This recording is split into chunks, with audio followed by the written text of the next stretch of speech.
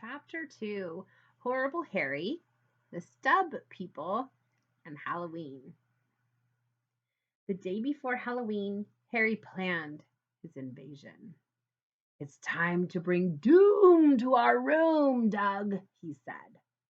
I knew what he was talking about. It was time for the invasion of his stub people. Do you need help? I asked. You can be my assistant. So here are some of the little stub people he's made. Aren't they funny? Out of crayons and erasers and little pencils and stuff. We put the first pair of stub people in Song Li's desk while she was up at the pencil sharpener. When she returned, she reached in her desk for a piece of paper. Harry plugged his ears. I love it when girls scream, he said. Look out for doom. I plugged my ears. Song Li didn't scream. She didn't even jump out of her seat. Harry and I watched Song Li play with the step people. She made them dance on the top of her desk. Harry scowled. This is an invasion, he complained. My stub people aren't dancers, they are invaders. They bring doom to our room. I nodded. Harry leaned over and whispered, next time, we have to catch the enemy by real surprise. So here's Song Li playing with the stub people. When Harry and I got permission to go to the bathroom, we stopped in the hallway. We slipped some stub people in Sydney's sweater sleeves. Perfect, we thought. When it came time to line up for lunch, Harry and I waited. Slowly, Sydney put on his sweater. We watched. Sydney would jump up and scream, any minute now.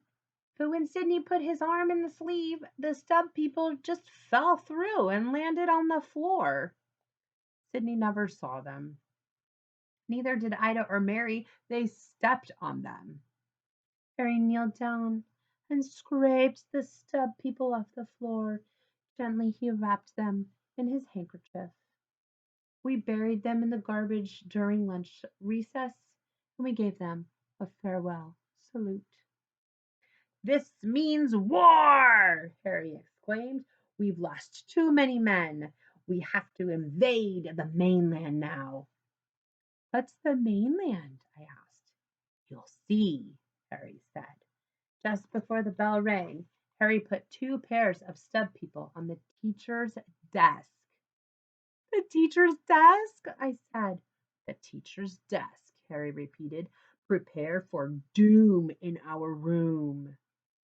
Then he sat up straight and folded his hands on his desk. When the bell rang, Miss Mackle walked in. I can see Harry is ready for class, she said. Plug your ears, Harry whispered as Miss Mackle walked to her desk. She's going to scream and jump right out the window. What's this? Miss Mackle said when she saw the stub people. Harry took his fingers out of his ears. I did too. How cute! Miss Mackle exclaimed as she held one up. Cute, Harry said. You see Harry over here?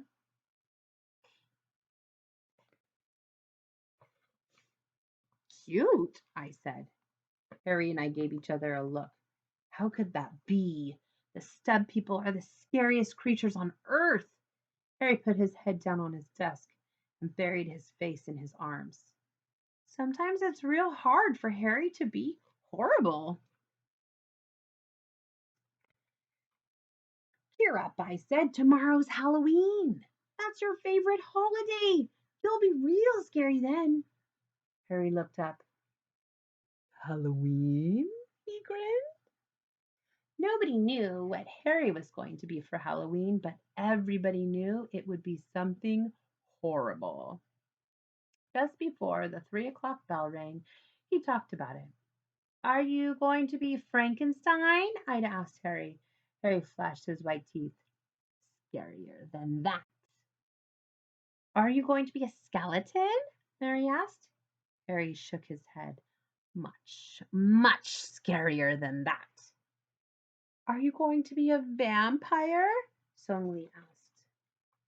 Harry shook his head again. You'll never guess. Sydney said, Oh, yes, I will. I bet you're going to be a canary. And he laughed and laughed. Just beware, Sydney. Halloween is tomorrow. And Harry leaned forward and shouted, Boo! Sydney jumped a foot in the air.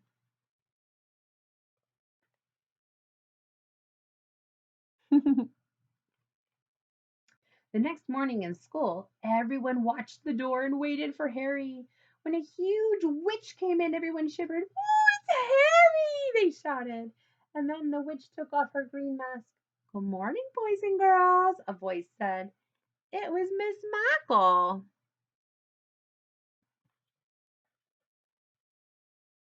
After we said the pledge, I looked over at Harry's seat. It was empty. Where was Harry?